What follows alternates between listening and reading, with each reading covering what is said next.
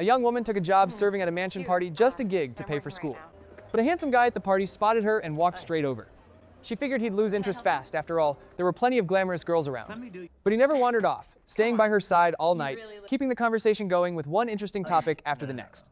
Before she knew it, she was into him too, and agreed to grab a drink. He pulled out a bottle of premium tequila he'd been saving, and without a second thought, she knocked it back. She was a bartender, after all, and had always had a taste for good liquor. What she thought would be a romantic night ended very differently. She jolted awake on a couch in the mansion, clothes disheveled, pants pulled down to her ankles. She had absolutely no memory of what had happened the night before. In a panic, she straightened herself up and got out of there.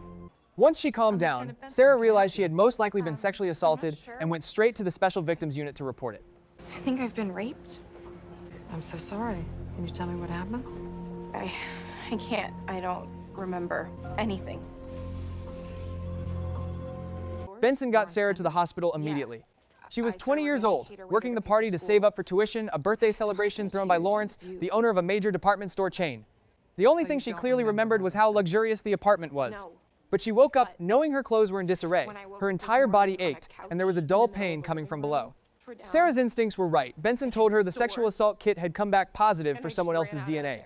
If it wasn't consensual, then she had been assaulted. Even though Sarah had braced herself for it, the confirmation still brought her to tears. She was certain she'd been drugged. There was no way she'd get that drunk otherwise. When Benson asked if she remembered who she'd spoken to, Sarah vaguely recalled a young guy, friendly, always smiling, roughly her age. Beyond that, his name and everything that followed were a complete blank. With that, the team got to work. Lawrence, the party host, was 75, clearly not the young man Sarah described.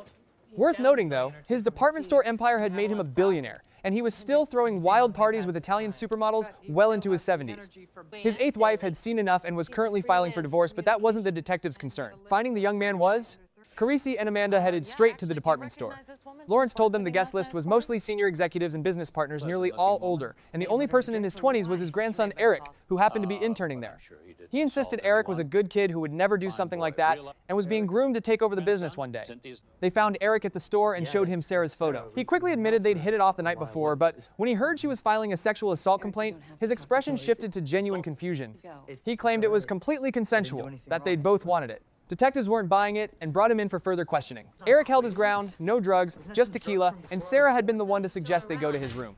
After they slept together, he passed out from the alcohol, and by the time he woke up the next morning, Sarah was already gone.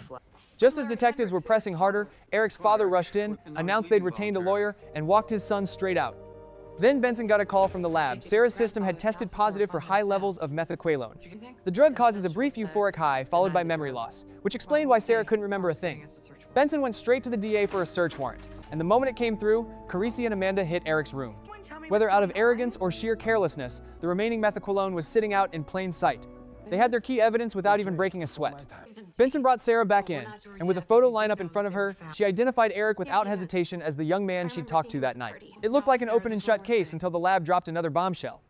The DNA recovered from Sarah's sexual assault kit didn't belong to just one person. 2 samples. Are you saying that 2 men raped me? I'm so sorry, Sarah. Sorry? Really? No, why don't you find the men who did this to me?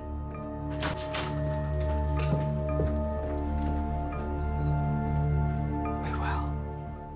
Detectives brought Eric back in, but he insisted he hadn't seen any other man near Sarah, and after they slept together, he'd passed out drunk and woke up to find her gone. It was hard not to wonder what he wasn't saying. Then the next lab report came in and made everything worse. One DNA profile confirmed as Eric's. The other belonged to someone biologically related to him. At the party that night, only 2 people fit that description, Eric's father Larry and his grandfather Lawrence. He's pushing 80. But has a reputation for being a serial philanderer, and Eric's father, Larry Jr., who shut down the first interrogation of his son. To cover his own ass? Detectives pulled both of them in for DNA samples. Larry cooperated without resistance. Lawrence was a different story, combative and evasive, until the court order came out, at which point he dropped the act entirely and admitted he'd had sex with Sarah. He claimed she came to him willingly, because in his mind, women are naturally drawn to powerful, confident, successful men. The girl at the party, did she come on to you before or after she had sex with grandson? I don't see what the point of all Dad, this is. stop talking. You can take his sample, but he doesn't have to answer your questions. Benson went back to Sarah and showed her photos from the party to help jog her memory. Methaqualone typically clears the system within 48 hours, meaning some details might be coming back. The approach worked almost immediately. Sarah remembered that Eric wasn't the smoothest with women, but he'd kept her entertained with stories from his time in Africa. She genuinely liked him, found him shy but sincere, and yes, what happened between them had been her choice. That realization hit Sarah with a wave of guilt toward Eric. As for Lawrence, a man in his 70s, there was absolutely no chance she would have gone anywhere near him willingly. That is disgusting. I never would have. There's no way I would have slept with him. Do you remember having a drink with him? Do you remember talking to him? No, he has to be the one who drugged me. But you said you found the drugs in Eric's room. It may have been planted. By his own grandfather? We don't know. There is a way that you can help us. Sarah arranged to meet Lawrence, and just as expected, he came in with a checkbook, ready to make the whole thing disappear. He even had the audacity to suggest she should be thanking him for the experience. Dad. For raping me. You enjoyed it. What is wrong with you? I was unconscious. Oh, for God's sakes, Monica, it's not that big a deal. Monica, Dad, we're leaving. There wasn't a clear confession on tape, but when he tried to leave, detectives arrested him on the spot. Back at the precinct, Lawrence changed his story, claiming Sarah had taken the drugs voluntarily and turning it around on her for sleeping with a man she'd just met, pointing to what she'd already admitted with Eric. Then, the defense made it even worse. His lawyers leaned hard into an Alzheimer's defense, painting Lawrence as a man mentally stuck in the 1980s when showing up to a party supposedly meant a woman was fair game. If the jury bought it, he'd walk without ever seeing the inside of a courtroom. With things turning against them, that's when Benson recalled how smoothly Lawrence had offered Sarah a settlement too smooth for someone doing it for the first time.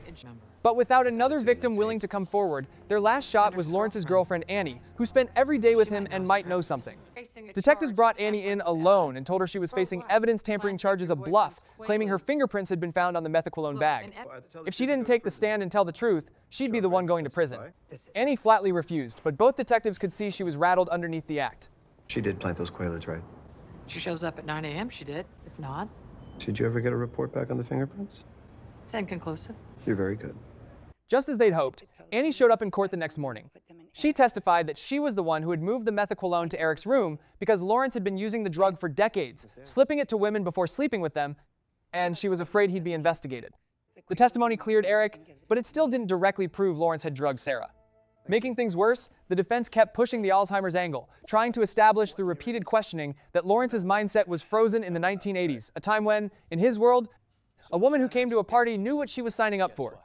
If the jury bought the performance, the consequences would be devastating. With things looking bad, Benson and the DA went straight to Eric because aside from Lawrence, he was the only one who knew exactly what happened that night. But Eric still refused to see his grandfather as anything other than a good man.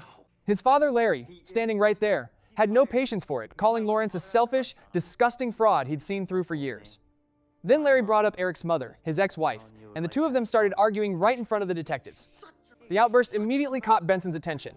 She pulled Larry aside and learned his ex-wife's name was Monica, the exact name Lawrence had let slip when Sarah confronted him. Why would he call a woman he had just assaulted by that name? With no way out, Larry finally told Eric the truth he had carried for decades. The real reason his marriage to Monica fell apart was Lawrence. Years ago, while Monica was pregnant and glowing, Lawrence had drugged her at a party and sexually assaulted her and had deliberately pulled Larry away beforehand under the pretense of a business meeting. Your mother and I never got over it. That's why we were divorced. Eric, that's who your grandfather is. The truth broke something open in Eric. He took the stand and told the court everything. After he and Sarah slept together, he walked out of the room and Lawrence was waiting in the hallway, holding a drink. When Eric reached for it, Lawrence steered it towards Sarah instead. Eric didn't think twice about it and went back to bed. He didn't know what happened after that. But looking back now, there was no question that was the moment Sarah had been drugged. Oh, you're soft just like your father. Mr. Hendricks, that's enough. I'm just trying to show you how to be a man. Sir, sit down. That's enough. You don't apologize. Take what's yours.